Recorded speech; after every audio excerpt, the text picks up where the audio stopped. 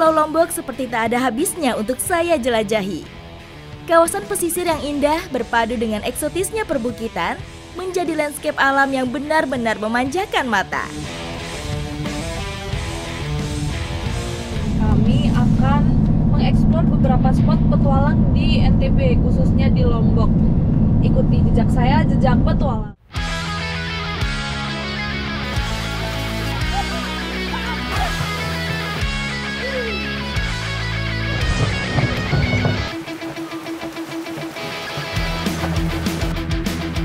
Inilah salah satu wujud dari pemanfaatan sapi dalam acara tradisi bagi masyarakat yang tinggal di Lombok Barat. Salah satu yang membuat Malian Sampi unik karena adanya aksesoris klotok kayu yang berukuran besar.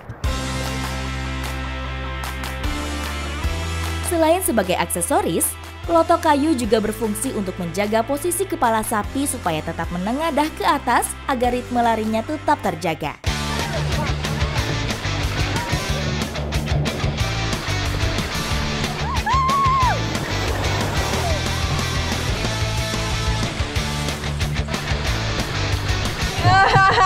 Sapinya lepas kendali tadi. Kucingnya masih saya bawa. Jadi dia biar berhenti harus ditarik talinya, kendalinya.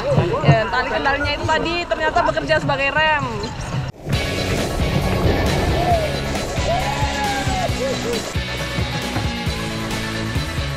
Perlombaan Malian Sampi bukan berdasar adu cepat, melainkan berdasarkan keserasian lari sapi serta kemampuan joki dalam mengendalikannya.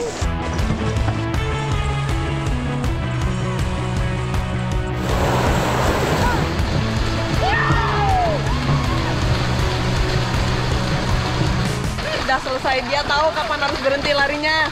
Keren. Udah sangat terlatih di sini sapinya.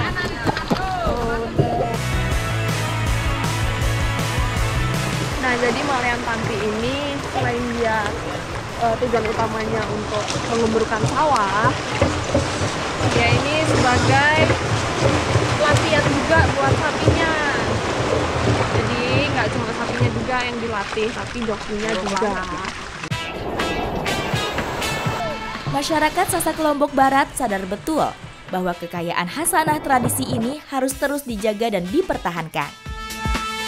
Itu sebabnya tidak jarang kita bisa temui joki-joki cilik dalam tradisi ini.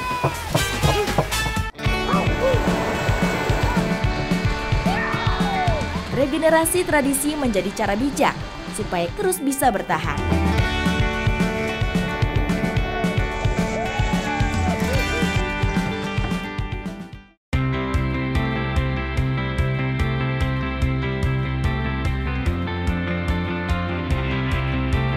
Masih berlanjut mengeksplor tempat-tempat petualangan hidden gem yang indah dan eksotis di bumi Sasak.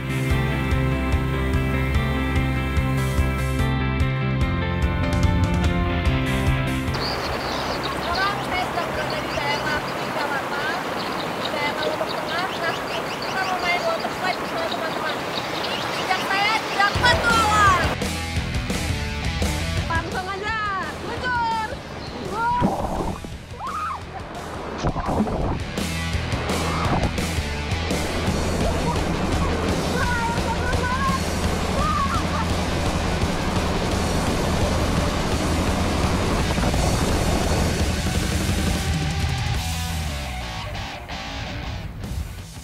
Dingin banget airnya. Arusnya deras. Gak berani. Tapi enak. Dalam loh tadi di sana. Sampai kebalik aku di dalam air. Water slide Pringgarata ini memanfaatkan aliran sungai irigasi.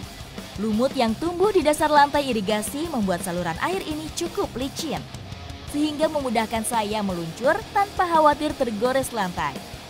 Derasnya arus air juga semakin memperkuat daya dorong untuk bisa meluncur ke bawah.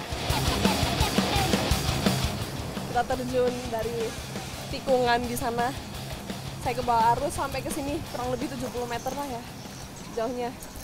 Buat pertama kali susah banget nyeimbangin Wah. Meski sempat kaget ketika tergulung air, namun cukup membuat saya ketagihan untuk mencobanya lagi.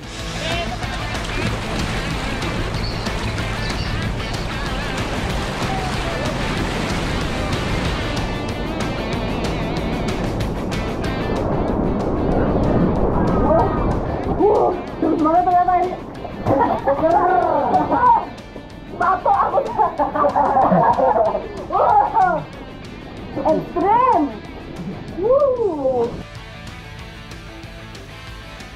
Kedua kalinya tetap ekstrim banget rasanya.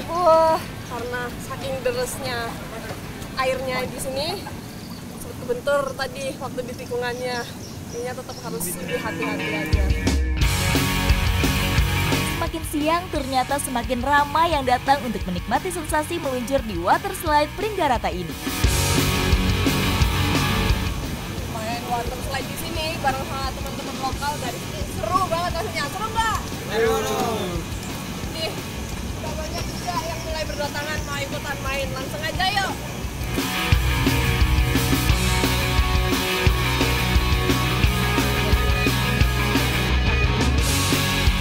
Nih, kita mau menuruni pinggiran ini lagi buat meluncur lagi.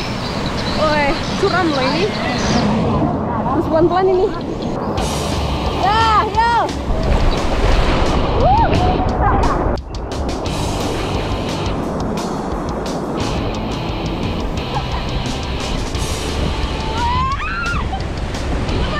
Sensasi saat meluncur dan terhempas di gulungan air benar-benar membuat adrenalin saya terpacu.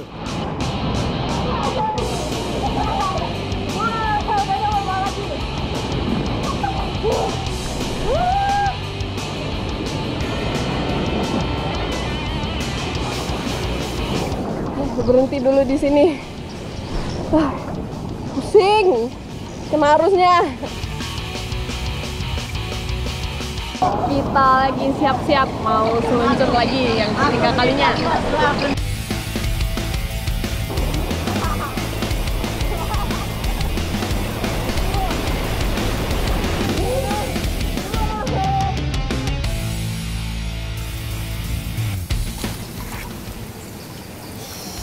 Berat ternyata badanku. Wah, terima kasih. Aduh, seru ditambah pegel. Emang suasana baru bisa aku cobain di sini di Abangan ini. Badan yang sudah mulai kedinginan membuat saya dan teman-teman di sini harus menyudahi tantangan adrenalin kali ini. Emang seru banget main water slide di sini. Saya dapat pengalaman baru dan saya juga dapat teman-teman baru, ya Kak? Ya. Ikuti jejak saya, jejak petualang.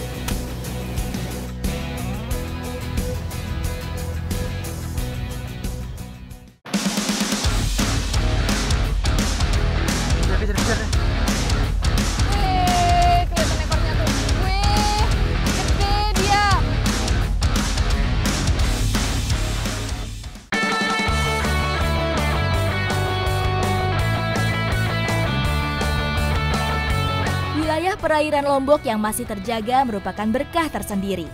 Sebagian masyarakat pun cukup arif dalam memanfaatkan kekayaan alamnya tersebut. Pagi ini saya bersama teman-teman sedang berada di Pantai Ela-Ela, daerah Sekotong. Nah, kita sedang mencari bulu babi ya Kak? Iya Kak. Untuk media pertahanan ikan hias yang akan kita restocking setelah ini. Ikuti jejak saya, jejak petualang. Keberadaan bulu babi di daerah Lamun merupakan bagian dari keseimbangan ekosistem pesisir. Perannya cukup penting bagi pengontrol mikroalga yang banyak terdapat di terumbu-terumbu karang maupun padang lamun. Hati-hati.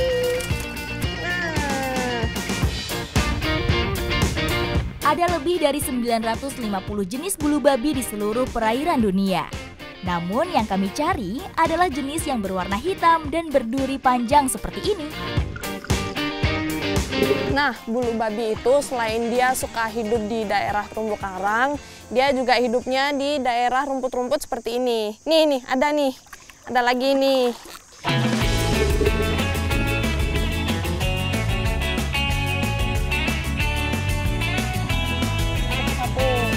Nah, untuk pengambilan bulu babi sendiri kita harus berhati-hati supaya nggak kena sama duri-durinya. Kalau kena sama durinya tadi kenapa Kak? Bisa bengkak Kak? Bisa bengkak. Makanya kita nyarinya pakai serok sama pakai keranjang seperti ini supaya lebih aman. Meskipun tidak mematikan, Namun racun pada duri bulu babi bisa menyebabkan peradangan dan pembengkakan pada bagian yang terkena. Nah, ini udah dapet bulu babinya. Sebentar lagi mau kita bawa ke keramba untuk media perlindungan bibit ikan hias yang akan kita restocking setelah ini.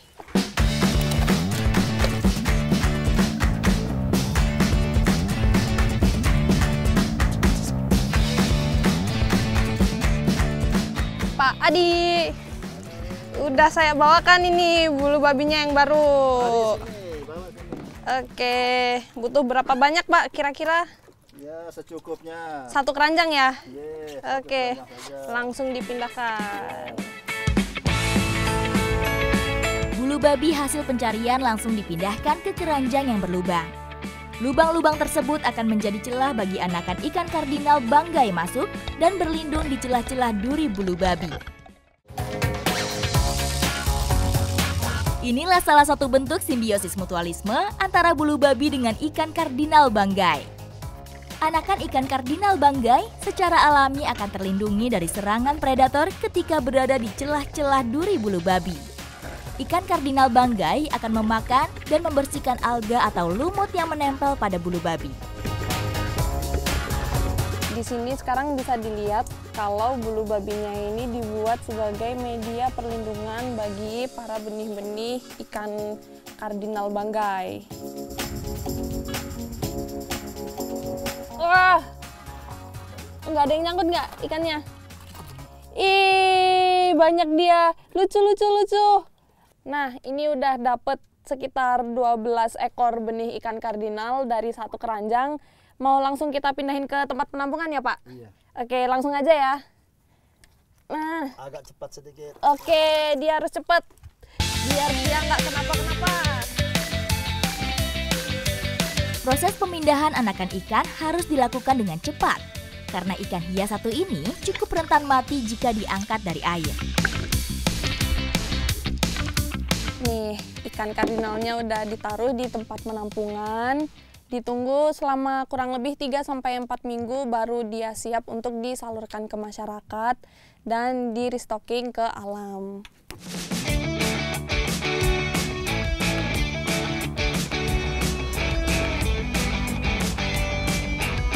Kardinal banggai sendiri merupakan ikan endemik dari wilayah perairan Nusantara.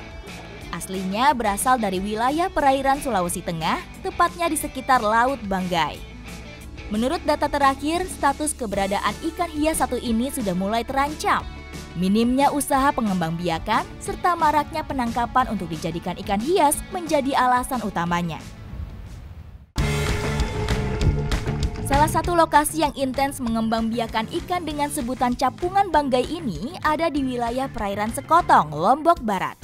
Bukan hanya dikembangbiakan saja, usaha pengembalian ke alam pun menjadi salah satu cara untuk menjaga keberadaan ikan cantik ini di alam bebas.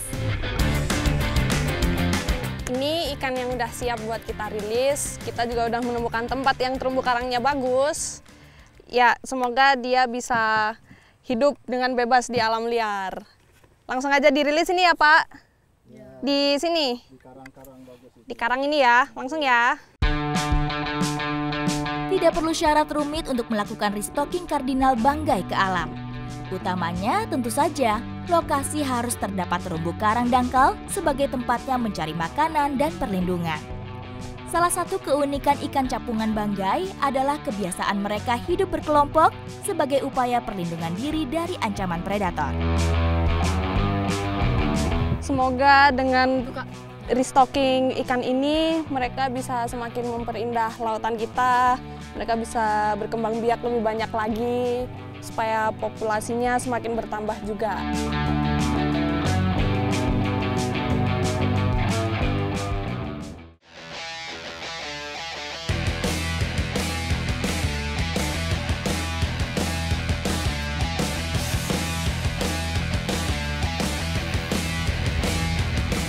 Bentang alam Pulau Lombok tak pernah ada habisnya untuk menjadi medan petualangan. Deretan pantai indah berpadu dengan gugusan perbukitan nan eksotis benar-benar memanjakan mata saya.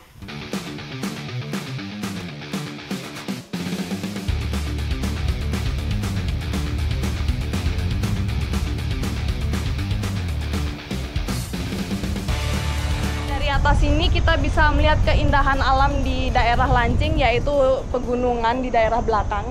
Dan di depan sana ada Pantai Lancing yang bagus banget. Spot sky launching paragliding di kawasan Pantai Lancing, Lombok Tengah ini terbilang masih baru. Menikmati akhir pekan dari atas ketinggian dengan hembusan angin pesisir menjadi pilihan yang sangat tepat bagi saya. Nah, yang saat ini kita lakukan namanya adalah soaring, yaitu kegiatan mencari ketinggian dengan cara menyusuri bukit. Meskipun saya sudah lama bermain olahraga udara ini, namun kehati-hatian dan fokus tetap harus terjaga.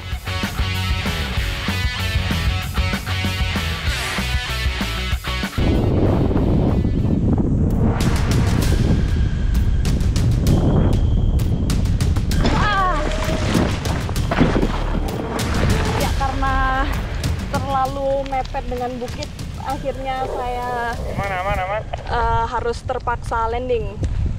Oke, aman. Karena saya terlalu berantusias untuk mencari ketinggian, alhasil saya terpaksa harus hard landing, tapi sayangnya aman. Cuman karena ini curam banget, jadi harus tetap hati-hati.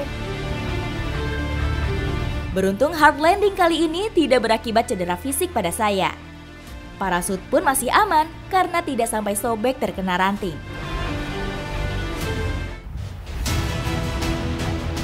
Yang harus dilakukan ketika menghadapi situasi seperti ini, yang pertama kita tetap nggak boleh panik.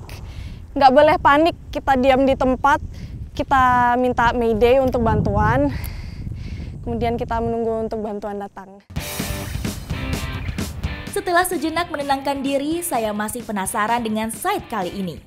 Terlebih lagi, kondisi angin lebih bagus daripada saat terbang pertama tadi.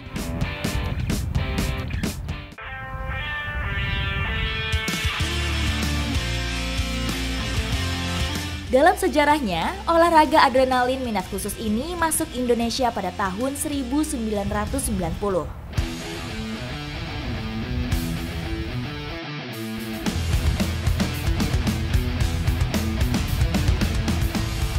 Nah, dengan ketinggian seperti ini yang kira-kira ada di 230 meter di atas permukaan laut, kita bisa coba untuk top landing setelah ini.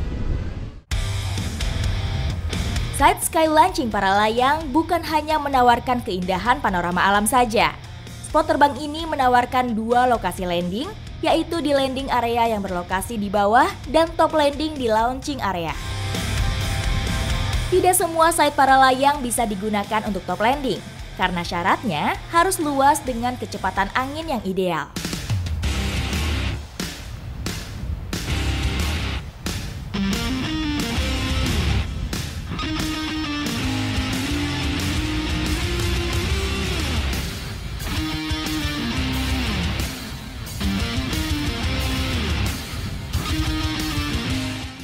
Yeay, happy landing! Akhirnya saya mendarat. Yang saya lakukan barusan adalah top landing, yaitu kita bisa launching, bisa take off, dan bisa mendarat di satu tempat yang sama. Ikuti jejak saya, jejak petualang!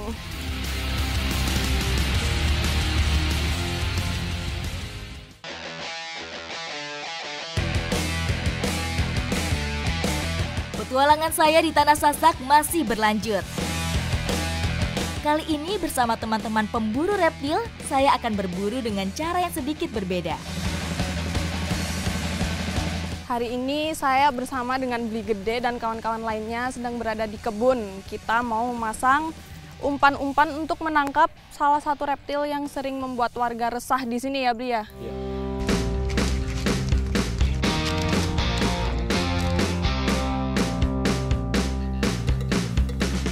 Nah, ketemu nih spot yang bagus untuk kita masang umpan nih. Pasang di sini ya? Iya. Kenapa gitu, Bli? Nah, karena kita milih spot ini, nah coba lihat di sini. Ini spot mataharinya dapat nih. Oh, Nih, kena sinar matahari. bagus. Jadinya reptil itu butuh sinar untuk menghangatkan tubuhnya. Oh, sekalian berjemur gitu ya? Benar. Siap, gitu, siap, Mbak. siap, siap. Sebagai salah satu kadal raksasa, Biawak terkenal memiliki tenaga yang sangat kuat. Itulah sebabnya untuk memancingnya harus menggunakan mata kail yang berukuran besar, tali senar yang besar, serta diikat pada kayu yang kuat. Nah, ini kan udah dipasang nih beli umpannya. Kira-kira kita harus nunggu berapa lama baru dapat biawaknya? Itu tergantung dari kekuatan bau dari umpan yang kita pasang. Oh, tergantung ya. Bau dan keberadaan biawak yang ada di sekitar. Nah, barusan kan saya sama Bli udah nancepin beberapa pancing di beberapa lokasi juga ya? Ya. Nah, sekarang kita mau ngecek tempat yang udah ditancepin sama pancing sama Bli semalam.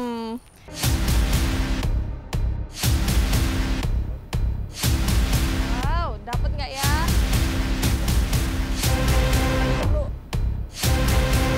Dapat, Mbak. Dapet ya? Wah! Wow! Wih, kelihatan ekornya tuh. Wih, gede dia. Wih, dapet. Dia gigit nggak, Bli? Wah. Wih.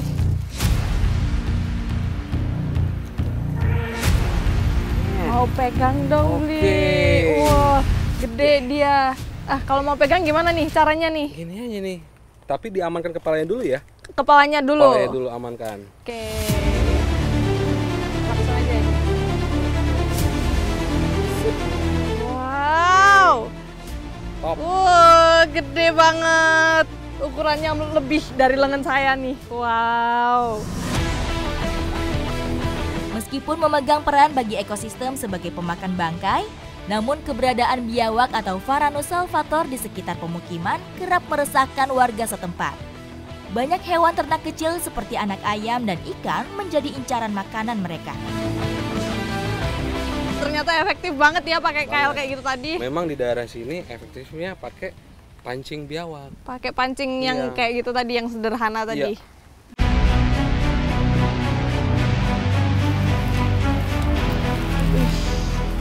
Gitu ya. Aman, dapat satu biawak.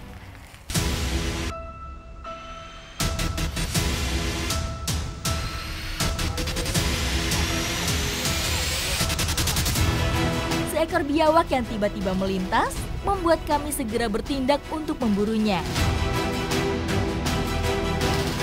Dalam sekejap saja, dia berhasil sembunyi di balik lebatnya rerumputan di sekitar tanaman jagung.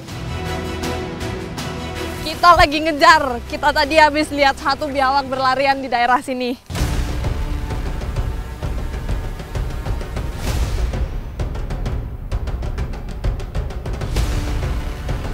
Setelah menyebar, kesigapan Bli Gede berhasil membawa biawak ke tempat yang lebih terbuka. Kurang dari 1 menit, Bli Gede sudah berhasil membuat biawak tak berkutik. Hari ini kita udah dapat 2 biawak. Sekarang mau kita amanin dulu biar dia nggak lari ke pemukiman warga lagi. Ikuti jejak saya, jejak petualang.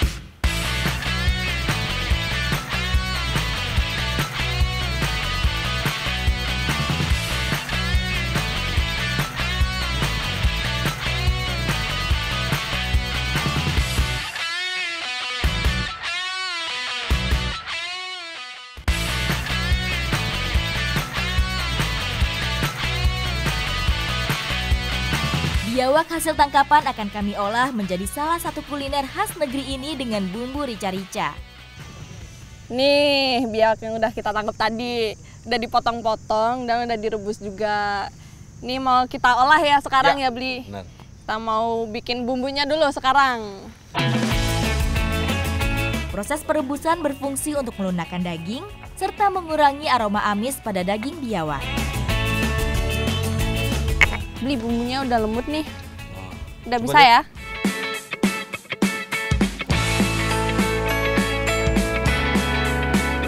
Wah, Bli. Ya. Kayaknya udah cukup kering nih. Oh iya benar. Dimasukin ya bumbunya. Sip. Sengaja daging biawak digoreng setengah matang terlebih dahulu supaya bumbu rica-rica bisa terserap merata. Campur sama bau asap, tapi gurih. Karena tadi sudah digoreng setengah matang, Jadi tidak butuh waktu lama untuk memindahkan rica-rica biawak dari wajan ke piring saji. Udah mantap nih Bli kelihatannya nih. Udah matang nih. Udah matang. Angkat aja ya. Yuk. Nih.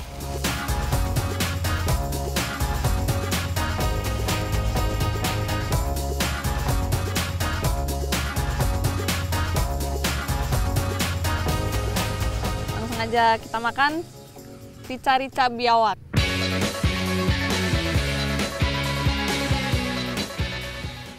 Mau kasihan, mau nggak tega, tapi kok enak. Gurih banget ternyata dia yang bagian yang keringnya tuh, yang udah digoreng tadi. Renyahnya dapet, terus sedep dari gurih, sedep dari bumbunya juga dapet. Saya benar-benar tidak menyangka jika rasa rica-rica biawak yang saya santap kali ini sangat lezat. Meskipun hanya menggunakan bumbu rempah sederhana, namun jika proses memasaknya benar, rasanya pun tidak bisa bohong.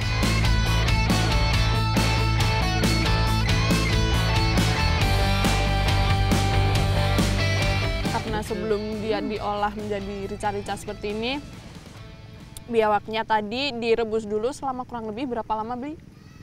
2 jam. 2 jam direbusnya. Makanya dia lembut, nggak kerasa alot. Sampai empuk.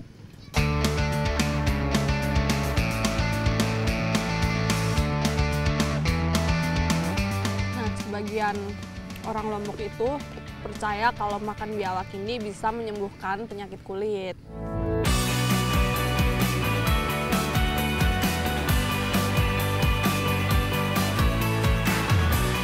Ternyata biawak ini selain dia bisa diolah menjadi masakan yang enak seperti ini, dia juga proteinnya tinggi. Selain itu dia juga bagus buat pencernaan. Salah satunya bagus buat bikin perut kita kenyang. Ya nggak, Bli? Tuh. Betul ya? Ikuti jejak saya, jejak petualang.